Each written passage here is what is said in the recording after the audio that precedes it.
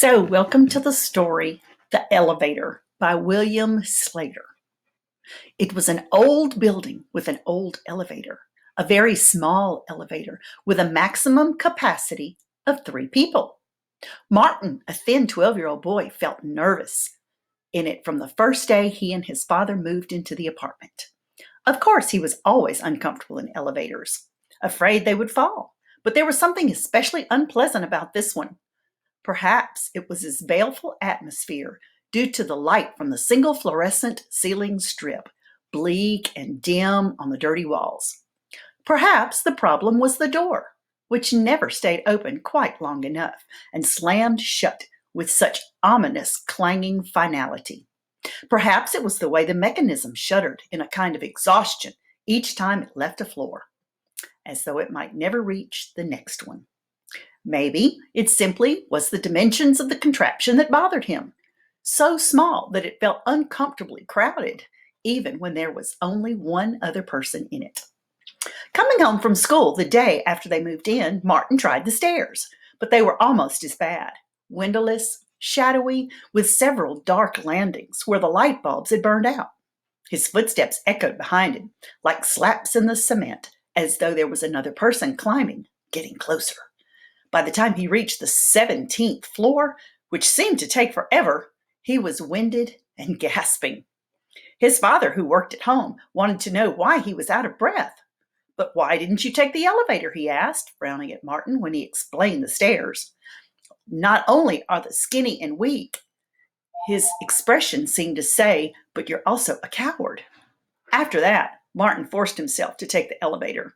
He would have to get used to it, he told himself, just the way he got used to being bullied at school and always picked last when they chose teams. The elevator was an undeniable fact of life. He didn't get used to it.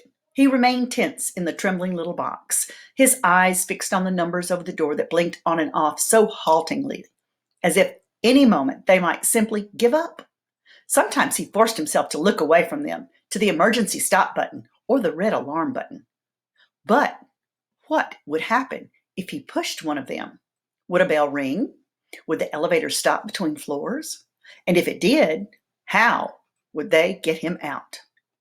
That was what he hated about being alone in the thing, the fear of being trapped in there for hours by himself. But it wasn't much better when there were other passengers. He felt too close to any rider, too intimate, and he was always very conscious of the effort people make not to look at one another, staring fixedly at nothing. Being short in this situation was an advantage, since his face was below eye level of adults, and after a brief glance, they ignored him. Until the morning the elevator stopped at the 14th floor, and the fat lady got on. She wore a threadbare green coat that ballooned around her. Her ankles bulged above dirty sneakers. As she waddled into the elevator, Martin was sure he felt it sink under her weight. She was so big that she filled the cubicle. Her coat brushed against him, and he had to squeeze into the corner to make room for her. There certainly wouldn't have been room for another passenger. The door slammed quickly behind her, and then, unlike everyone else, she did not stand facing the door. She stood with her back to the door, wheezing, staring directly at Martin. For a moment, he met her gaze. Her features seemed very small, squashed together by the loose, fleshly mounds of her cheeks. She had no chin, only a great swollen mass of neck, barely contained by the collar of her coat. Her sparse red hair was pinned in the back by an elastic barrette, and her blue eyes, though tiny, were sharp and penetrating, boring into Martin's face. Abruptly, he looked away to the numbers over the door. She didn't turn around. She was still looking at him? Or was she? His eyes slipped back to hers, then quickly away. She was still watching him. He wanted to close his eyes. He wanted to turn around and stare into the corner. But how could he? The elevator creaked down to 12, down to 11. Martin looked at his watch. He looked at the numbers again. They weren't even down to 9 yet. And then, against his will, his eyes slipped back to her face. She was still watching him, her nose tilted up, There was a large space between her nostrils and her upper lip, giving her a piggish look. He looked away again, clenching his teeth, fighting the impulse to squeeze his eyes shut against her. She had to be crazy. Why else would she stare at him this way? What was she going to do next? She did nothing. She only watched him, breathing audibly until the elevator reached the first floor at last. Martin would have rushed past to get out of there, but there was no room. He could only wait as she turned, reluctantly it seemed to him, and moved slowly out into the lobby. And then he ran. He didn't care what she thought. He ran past her, outside into the fresh air, and then he ran almost all the way to school. He had never felt such relief in his life. He thought about her all day. Did she live in the building? He had never seen her before, and the building wasn't very big, only 4 apartments on each floor. It seemed likely that she didn't live there and had only been visiting somebody. But if she were only visiting somebody, why was she leaving the building at 7:30 in the morning? People didn't make visits at that time of day. Did that mean she did live in the building? If so, it was certainly, that sometime he would be riding on the elevator with her again. He was apprehensive as he approached the building after school.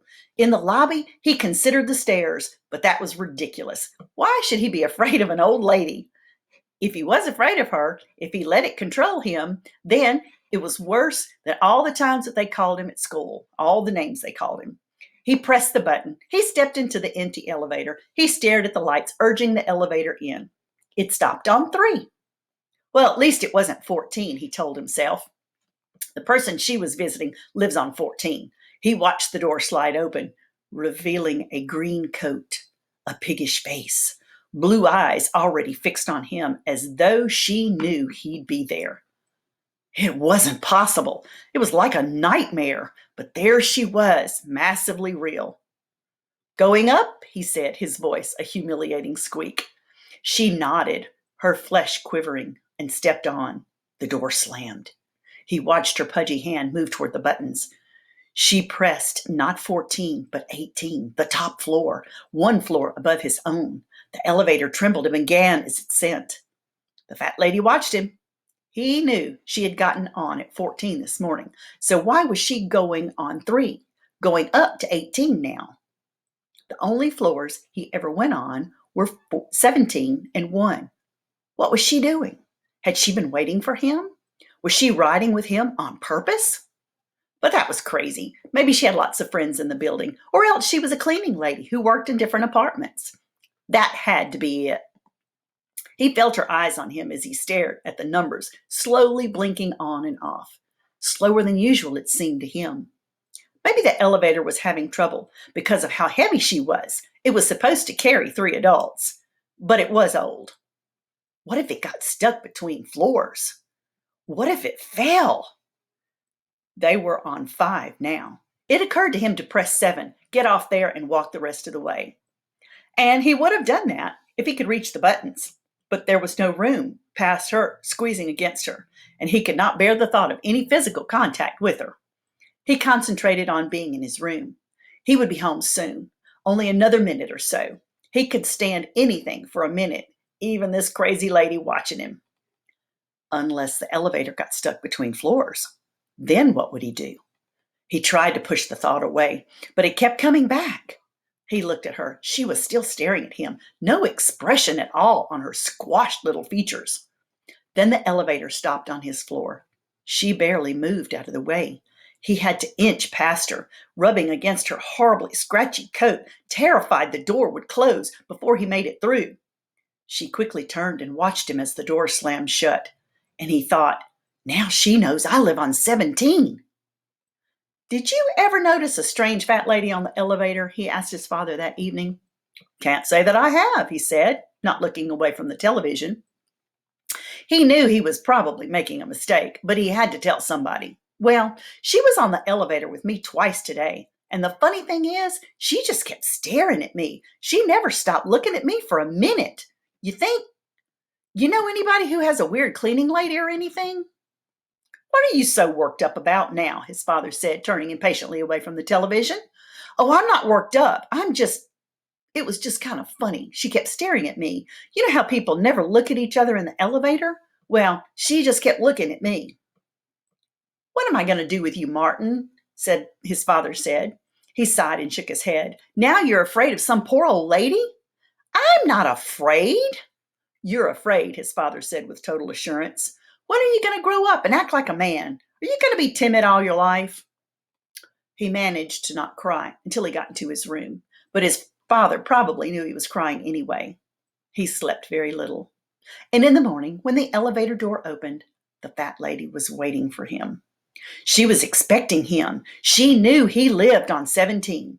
She stood there unable to move, or he stood there unable to move, and then backed away. And as he did so, her expression changed. She smiled as the door slammed. He ran for the stairs. Luckily, the unlit flight on which he fell was between 16 and 15. He had dragged himself up 1.5 flights with a terrible pain in his leg. His father was silent on the way to the hospital, disappointed and annoyed at him for being such a coward and a fool. It was a simple fracture. He didn't need a wheelchair, only a cast and crutches. But he was condemned to the elevator now.